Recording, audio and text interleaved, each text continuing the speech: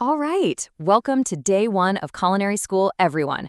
I'm your instructor, and today's explainer is a totally mandatory masterclass to help you graduate from, well, let's face it, dangerous home cook habits to confident professional prep skills. Look, in my kitchen, safety and technique are absolutely non-negotiable. We're going to treat this exactly like a fast-paced professional kitchen, which means you are going to learn how to truly respect your tools and master your craft. Okay, listen up, chefs. Here is your syllabus for the day. We're breaking down a true professional's workflow. We've got setting your station, the professional knife grip, the bear claw method, safe cutting techniques, why sharpness equals safety, and finally, proper care and storage. All right, let's jump straight into section 1, setting your station. So in culinary school, we literally drill mise en place into your head from the very first minute. It translates to everything in its place. And guys, this isn't just some fancy French jargon, right? It's the absolute foundational secret to staying sane in the kitchen. It basically means getting your station locked, loaded, and perfectly organized before you ever even think about touching a blade.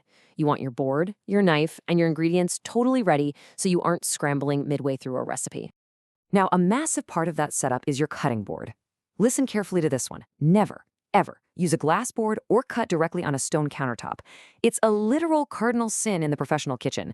Because glass is slick, your knife has zero traction and it's going to skid like a tire on black ice, which is incredibly dangerous. Plus, hard surfaces just instantly destroy your knife's edge.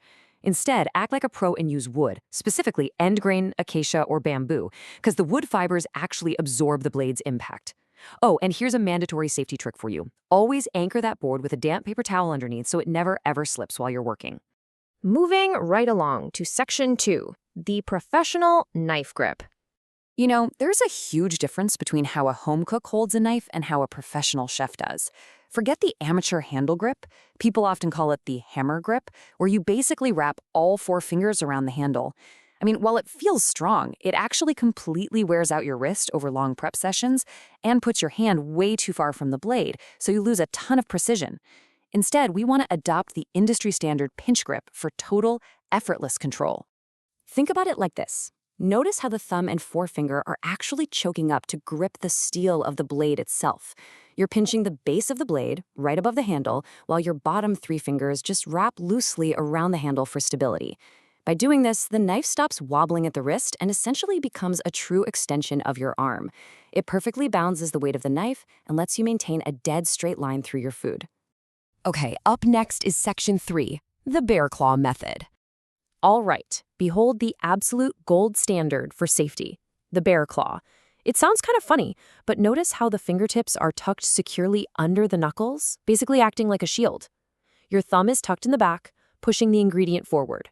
When you use the bear claw, the flat side of the knife blade just rubs safely against the flat of your middle knuckles. Because your fingertips are angled away from the sharp edge, it's physically impossible to chop them off. Well, as long as you maintain this form, of course.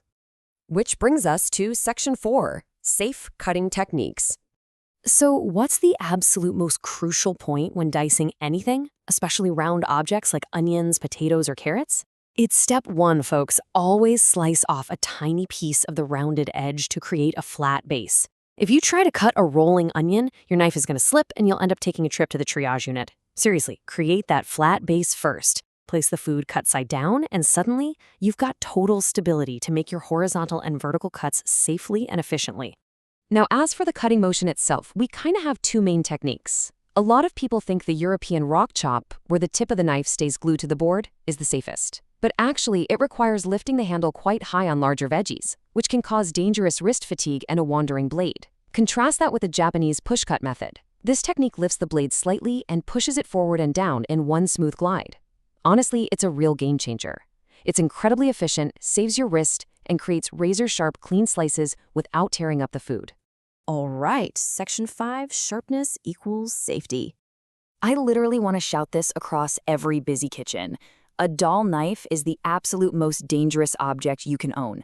A dull edge doesn't bite into the food, it just bounces off. This forces you to push down harder, and that extra, uncontrolled force is exactly what causes the blade to slip off an onion and give you a grisly gash on your hand. A sharp knife, on the other hand, just does the work for you with minimal pressure. And hey, here's a totally mind-blowing bonus to maintaining a razor-sharp edge. It doesn't just prevent injury, it fundamentally improves your food at a microscopic level. A dull knife literally tears the cellular structure of your ingredients. It crushes your tomatoes into absolute mush and bruises your basil, releasing bitter enzymes.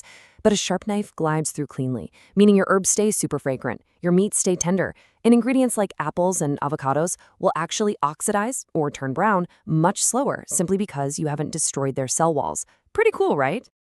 And finally, wrapping things up with Section 6, proper care and storage. Okay, you need to commit these golden rules to memory, chefs. First, always hand wash and dry your knife immediately to prevent rust. I mean it, never, ever use the dishwasher. Second, and this is absolutely critical, never leave a hidden blade in a sink full of soapy water. It's a disaster waiting to happen for the next person who reaches in. Store your blades safely in a block or on a magnetic rack so they don't chip in a drawer. When walking with a knife, hold it by your side, tip pointing down. And finally, the most vital reflex you've got to unlearn, if a knife falls off the counter, just step back. A falling knife has no handle. Oh, and always just use some common sense and match the tool to the task. You wouldn't use a massive 10-inch chef's knife to hull a tiny little strawberry. That's exactly what a paring knife is for. And absolutely never use your culinary blades as a screwdriver, a box cutter, or a can opener. Just treat your tools with respect, and they will seriously last you a lifetime. So, by setting your station correctly, adopting the pinch grip and bear claw, and respecting the sharpness of your blade, you've completely transformed your safety and efficiency. You aren't just cooking anymore. You're operating like a true culinary professional. So I'll leave you with this final thought today. Armed with these pro skills, what masterpiece are you going to prep first? Class dismissed. Get out there, stay safe, and enjoy your time on the cutting board.